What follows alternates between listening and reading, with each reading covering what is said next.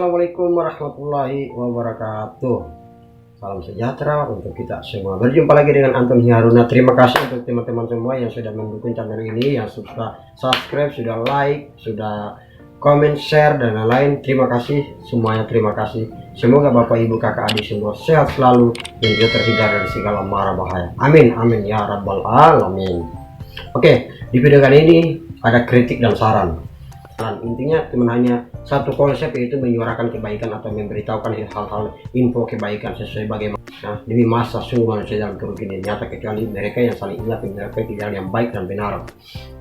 Ini kritik dan saran tentang tempat peribadahan, yaitu meminta amal sumbangan di jalan yang sering kita temui di Jabodetabek. Ya, enggak semuanya, tapi ada juga yang sering masih minta-minta di jalan, enggak sependapat dengan itu. Nah, oke, nanti kita pecahkan ya. Nanti coba, jadi tolong kita berpikir yang logika dulu, yang masuk akal dulu, yang rasional dulu. Kenapa saya bilang tidak sependapat dengan hal itu?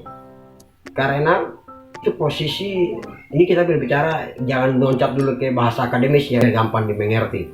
Jangan dulu kita berkata-kata manis seperti anggota DPR dan tokoh-tokoh politik lainnya yang berkata-kata manis. Itu tahu nggak? Mungkin Bapak Ibu Kakak Adik pernah lihat kalau di jalanan itu orang minta masjid berdiri di tengah atau di samping. Masjidnya nggak tahu di mana. Iya kan? Masjidnya nggak tahu di mana. Ya, cuma ditaruh pelang begitu. Masjidnya kita nggak lihat. Bahkan pernah saya lihat di salah satu aku begini. Walaupun memang kendati memang itu jujur bagus, tapi tolonglah seperti itu.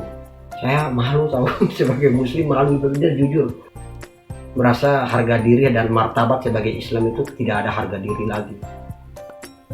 Nah, tidak ada. Ya, ingat, tidak melanggar hukum pidana dan juga bukan tidak haram, bukan berarti baik.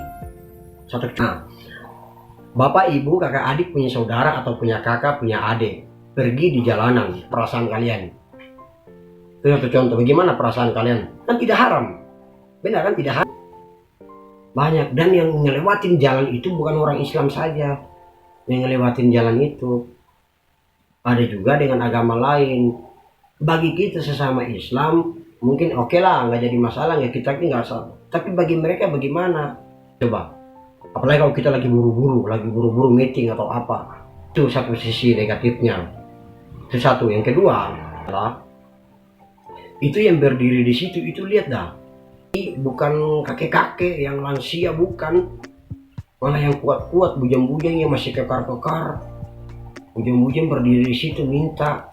Yang jadi pertanyaan, kalau dia yang udah berkeluarga, apa anak istrinya apa nggak marah-marah, nggak suruh kerja di sono? Apakah di rumah lu anak istrinya kasih makan dari mana kalau nggak kerja? Tapi itu pertanyaan yang rasional aja, yang logika yang masuk akal aja. Dia berdiri di situ, anak istrinya makan apa di rumah? Ya kan?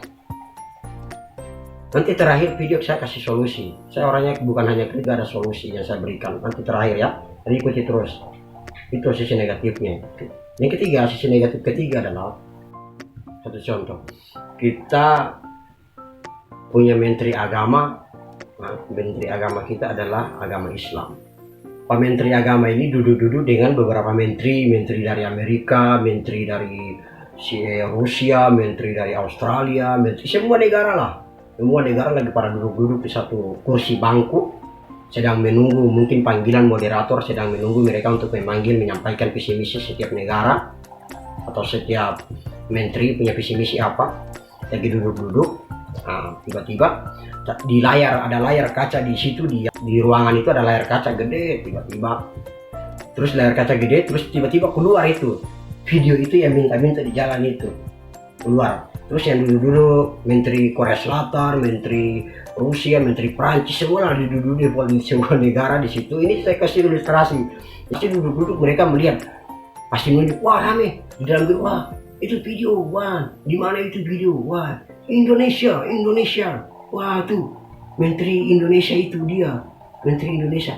Wah langsung bisik-bisik, Korea Selatan sama Rusia sama Cina, Jepang bisik-bisik, wah itu menteri Indonesia, itu agamanya apa itu? Islam. Wah itu kok masjid aja kok minta-minta. Wah kere betul itu dia negaranya.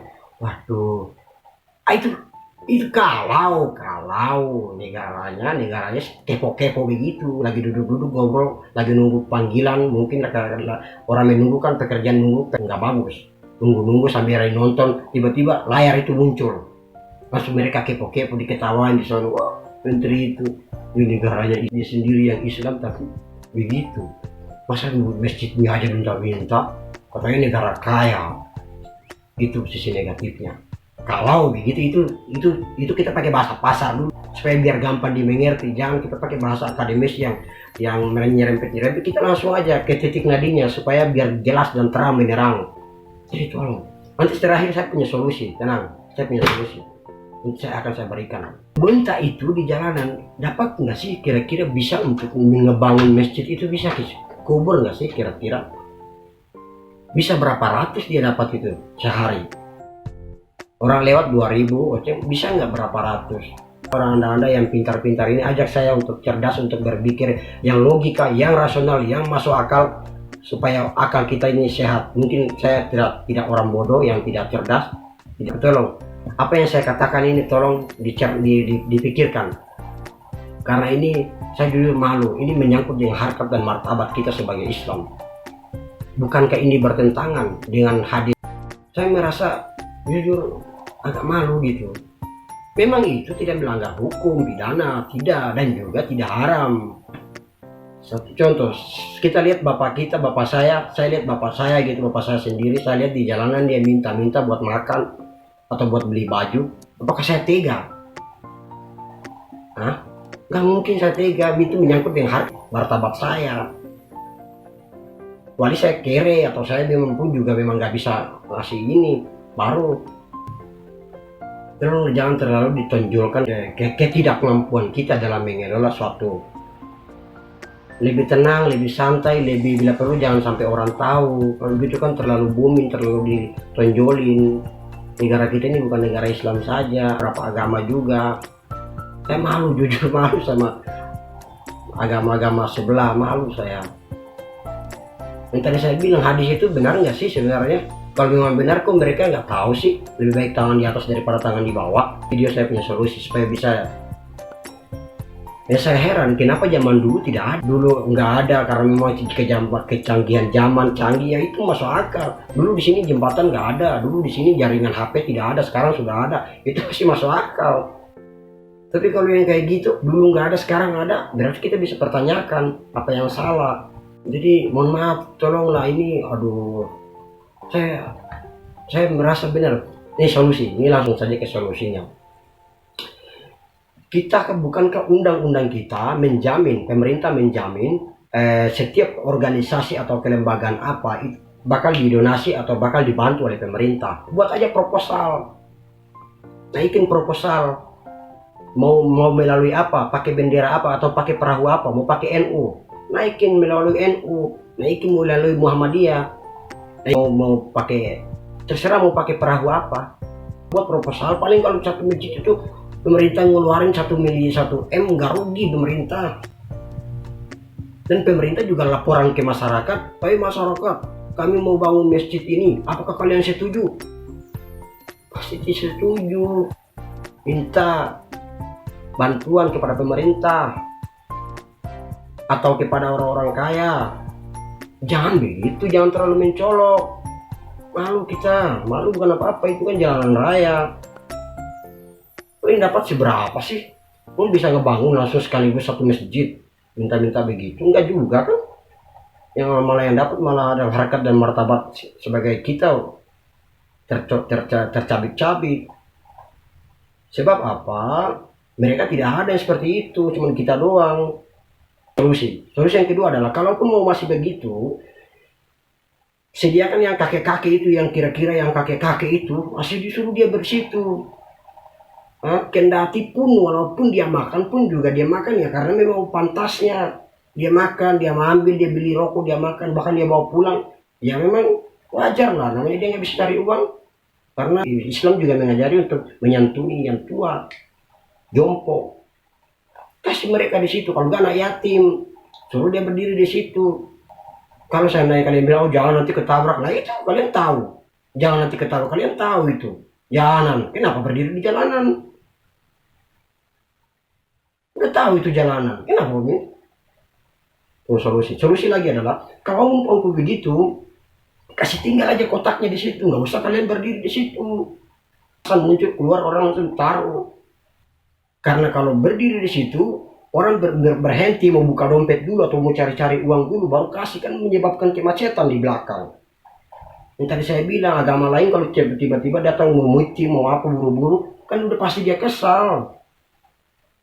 Kan malu kita, harkat dan martabat kita. Jadi taruh aja kotaknya di situ, orangnya nggak usah.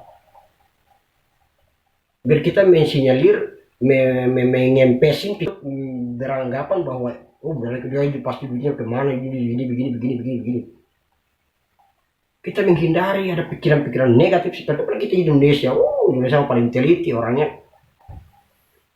Jadi tolonglah. Ini satu lagi. Pernah dengar gak sih? Kita sering dengar ada kata-kata seperti ini. Masjid adalah rumah Tuhan.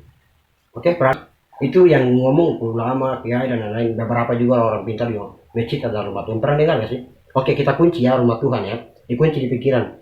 Tak kunci rumah Tuhan. Rumah Tuhan lalu pikirannya diarahin ke laut, pikirannya diarahin ke emas, pikirannya diarahin ke tanah, ngambil gas. Pikirannya ke gas itu siapa yang cipta? Pohon siapa yang cipta? Emas yang di Papua sana siapa yang cipta? Jadi saya ajak berpikir dulu, kunci dulu, pikir kata-kata rumah Tuhan itu. Logikanya adalah semua apapun itu Tuhan yang cipta, lantas rumahnya aja aku minta-minta. Coba tolong ajari saya berpikir. Saya ini orang bodoh, ajari saya berpikir yang logika, yang masuk akal, yang rasional. Buat proposal, jadi nggak usah begitu terlalu mencolong, tau nggak? Ya tolong please ya. Nggak apa-apa, ini menyangkut yang harkat dan martabat sebagai Islam. Karena saya merasa penting untuk saya beritahukan. Oke? Cukup. Assalamualaikum warahmatullahi wabarakatuh. Salam sejahtera untuk kita semuanya.